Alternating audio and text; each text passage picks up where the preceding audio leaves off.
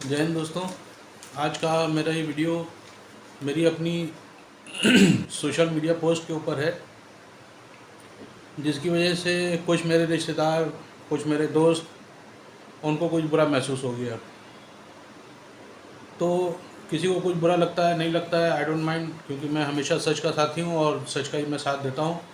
और मैं इन सब चीज़ों से नहीं डरता हूँ कि मेरा रिश्तेदार मुझसे बुरा मान जाएगा या मेरा दोस्त मुझसे बुरा मान जाएगा। ये सब चीज़ों को अगर मैं सोचूंगा तो फिर मैं सच्चाई के साथ नहीं खड़ा हो पाऊँगा। तो ये दो मेरे सोशल मीडिया पोस्ट हुए, एक मेरा फेसबुक के ऊपर हुआ, एक मेरा ट्विटर के ऊपर हुआ। इसमें दोनों में मैंने ये बात समझाने की कोशिश की कि गलत सीएम चुनने से क्या नुकसान होता है। गलत कुछ लोग हैं जो आज के जो नेता हैं उनके साथ उनकी कुछ ऐसा है कि जो उनके साथ बन नहीं रही है। और एक्चुअली देखा जाए तो हर आदमी हर नेता से परेशान होता है। हर नेता कोई भगवान होता नहीं है कि सारे के सारे इश्यूज़ को सॉल्व कर दे। कुछ ना कुछ ऐसी चीज़ें रह जाती हैं जो कि सॉल्व नहीं हो पाती हैं। हमको अंधों में से काना राजा जो है वो ढूंढना होता है। जनता के पास क्या ऑप्शन है कि उसको अंधों में से काना राजा जो है वो ढूंढना होता है। तो अब ये हुआ कि कुछ कुछ लोग जो प्रेजेंट समय के जो वो थे आपके चीफ मिनिस्टर्स, उसकी वजह से उनको कुछ अच्छा नहीं लग रहा था, तो उन्होंने ऐसे ऐसे बेवकूफ़ों को चुन लिया। अभी आज मेरी तबीयत ख़राब है, बुखार भी है मुझको। तो जैसे आपने देखा जेलेंस्की क्या नाम है उसका, जो यूक्रेन का है, वो भी एक मस्खरा था, उसको उन्होंने चुन लिया। आज आज यूक्रेनियन जितने लोग हैं मैं उनको सलाम करता हूँ, उनके जज्बे को मैं सलाम करता हूँ कि उनका जज्बा ही है जो इतने समय से रूस के साथ आज तक की लड़ाई चल रही है। अदरवाइज़ जो है ये लड़ाई इतने समय ना चलती। और भी एक वजह है, चलिए ठीक है, पीछे आर्म्स वगैरह की सप्लाई हो रही है, लेकिन जो यूक्रेनियंस तोप के सामने आके खड़े हो जाते हैं, कहते हैं हम अपने देश के अंदर तुमको नहीं घुसने देंगे, इस तरीके के लोग आपको जल्दी देखने को मिलेंगे नहीं। लेकिन जो इन्होंने नेता चुना वो साला बिल्कुल पागल चुना, मस्खरा चुना, कि जिसको यही नहीं पता है कि मेरे देश का नफ़ा किस में, नुकसान किस में। आज 75% ऑफ यूक्रेन जो है वो रेगिस्तान बन चुका है। इतनी बमबारी, इतना सब कुछ हो चुका है, तबाही का मंदिर। एक एक जगह पे आप जाके देखिए, पूरी जो जो इतने सुंदर शहर थे आज कैसे रेत के टीलों के अंदर तब्दील हो गए हैं, वो सिर्फ एक बेवकूफ़ की वजह से। चलिए वो इंटरनेशनल मैटर है, उसको जाने देते हैं। हम लोग अपने देश की बात करते हैं। हमारे देश के अंदर अभी हाल ही में जो नुपुर शर्मा के बयान के ऊपर बहुत सारा बवाल हो गया, उसके अंदर एक लड़की है बंगाल की, अश्विनी नाम है शायद उसका, हाँ अश्विनी नाम है, ये लड़की है। इसने वहाँ पर अपने सोशल मीडिया पे या वहाँ पे और लोगों को, मुझे पूरी जानकारी नहीं है, लेकिन ये मुझे पता चला है कि इसने इन लोगों से ये कहा कि बजाय आप लोग ये पब्लिक प्रॉपर्टी को डैमेज किए, आप लोग वहाँ जाइए जहाँ से प्रॉब्लम शुरू हुई है। भाई प्रॉब्लम आपको हुई है कि नुपुर शर्मा ने कोई बयान दिया है, आप नुपुर शर्मा के घर को जा कर के घेरिए, जो कुछ आपको वहाँ करना ही है, नौटंकी, धरना प्रदर्शन जो करना वहाँ कीजिए। मेरे शहर में आप मेरे शहर को जला रहे हैं, इससे वहाँ पे नुपुर शर्मा के सेहत पर क्या असर पड़ेगा? बेचारी ने क्या गलत कहा बताइए। तो ऐसे में अश्विनी जो ये लड़की है जिसने ये बात बताई, इसको जेल हो गई। ममता बानो आप जानते ही हैं, बांग्लादेशी रोहिंग्या सब अपने गोद में बैठा के खिला रही हैं। इनको आधार कार्ड भी नकली दिए जा रहे हैं, इनको राशन कार्ड भी दिए जा रहे हैं, इनको हर किस्म की इलेक्शन कार्ड भी दिए जा रहे हैं। ये सुख सुविधाएं इनको क्यों दे रही हैं? तो मैं तो ममता बानो कहूँगा, चाहे मुझे जेल कर दीजिए आप। पहले भी मैं ममता बानो कहता था, आज भी ममता बानो कहूँगा, खुल के कहूँगा। मुझे भी जेल कर दीजिए आप, मेरे खिलाफ़ भी FIR कर दीजिए, मैं नहीं डरता आपसे। तो ममता बानो जो है ये, अब जब इस लड़की ने कोई गलत नहीं बोला, इसने किसी की भावना को आहत नहीं किया, इसने किसी को कोई गाली तो दी नहीं, ना इसने कुछ उनके रसूलुल्लाह और ये वो इन सब के बारे में कुछ ऐसी बात कही। उसने तो कहा कि भाई मेरा शहर आप क्यों ख़राब कर रहे हैं, आप अपने शहर को ख़राब करेंगे तो उससे उनका क्या नुकसान होगा। तो जब उसने कोई भावना आहत नहीं की, उसने पब्लिक प्रॉपर्टी को डैमेज नहीं किया, तो जो पब्लिक प्रॉपर्टी को डैमेज कर रहे हैं, बजाय उनको डालने के, ममता बानो हमारी जो है ये बेचारी इस लड़की को जेल में डाले दे रही हैं। ये एक दोस्त हमारे इसके ऊपर बिगड़ गए कि आपने ममता बानो क्यों कह दिया। उनको शायद जानकारी नहीं है कि ममता बानो क्यों कहा जाता है उनको। उन्होंने ये भी कहा कि ममता बानो आपने कह दिया और पब्लिक ने उनको चुना है, इतना मास लीडर हैं और इतने अच्छे मार्जिन के साथ जीती हैं और ये है वो है। वो बता रहा हूँ कि भैया हार चुकी हैं वो अपना चुनाव। दोबारा कोई चुनाव हुआ था उसमें आई हैं, जहाँ से ये चुनाव लड़ी थी वहाँ पे भी हार गई थी।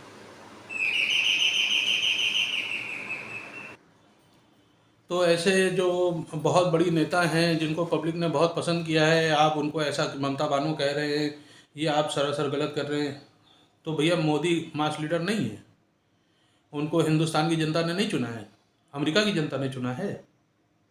उसको भी तो आप चोर और मौत का सौदागर और पता नहीं क्या क्या बकते रहते हैं। मैं साफ साफ कह रहा हूँ, आप लोग उसको बकते रहते हैं, कोई आपको जानकारी है नहीं और आप लोग इस तरीके के बकवास करते रहते हैं कि कौन कौन से आप लोगों ने उसके ऊपर इल्ज़ाम नहीं लगाए हैं।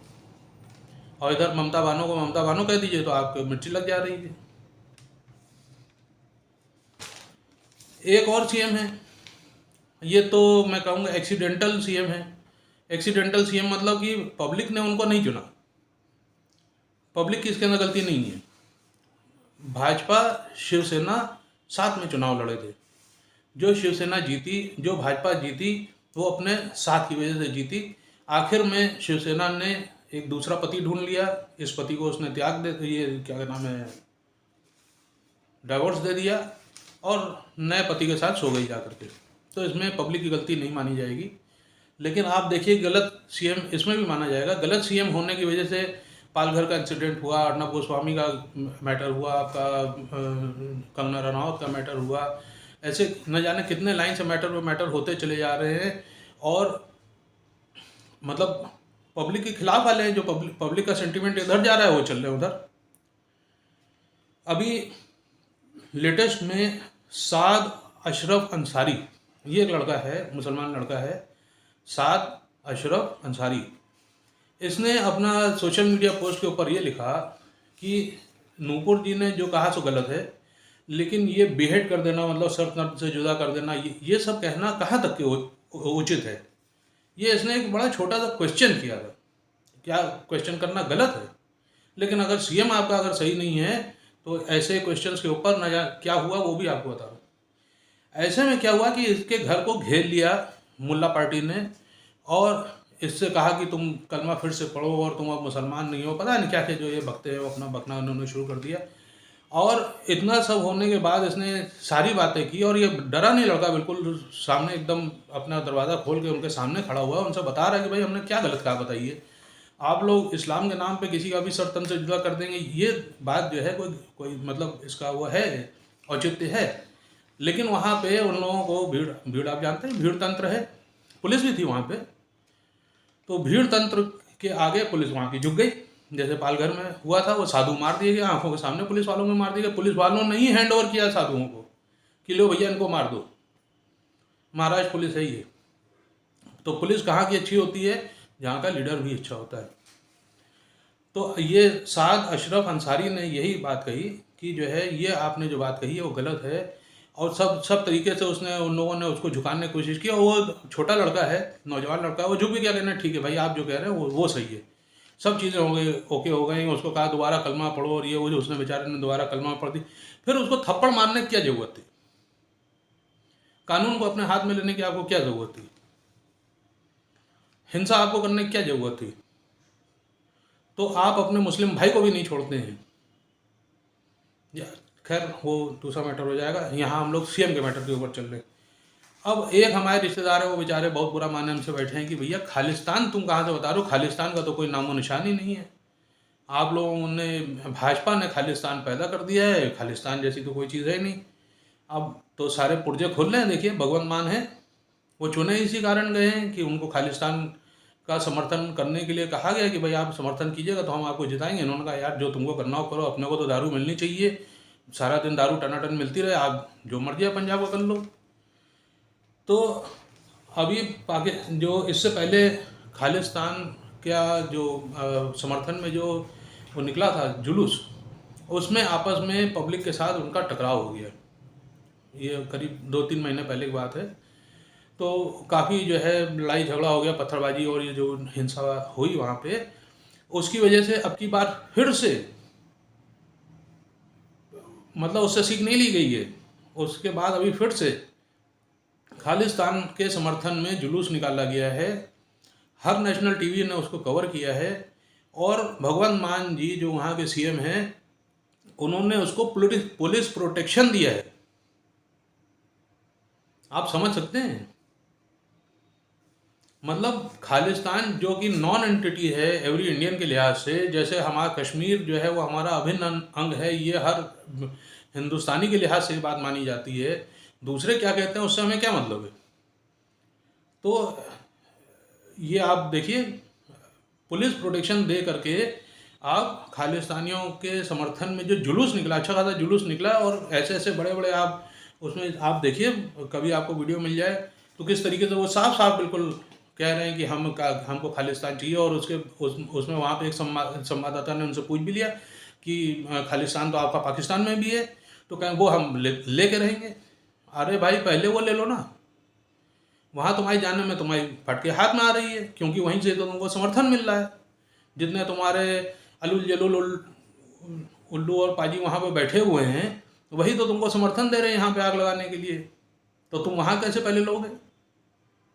जब हिंदुस्तान पाकिस्तान का बंटवारा हुआ तो उसके अंदर जो मेन इनके धर्म स्थल थे वो ज़्यादा में ज़्यादा जो है पाकिस्तान में चले गए। कुछ चीज़ें यहाँ हैं, अमृतसर वगैरह ये वो सब है। तो जब ज़्यादा आप मानो कि जैसे 60% वहाँ पे, तो भाई शुरुआत वहाँ से करो ना। लेकिन अब भगवान मान का है, देखिए कितना मान रखेंगे हिंदुस्तान का। जय हिंद।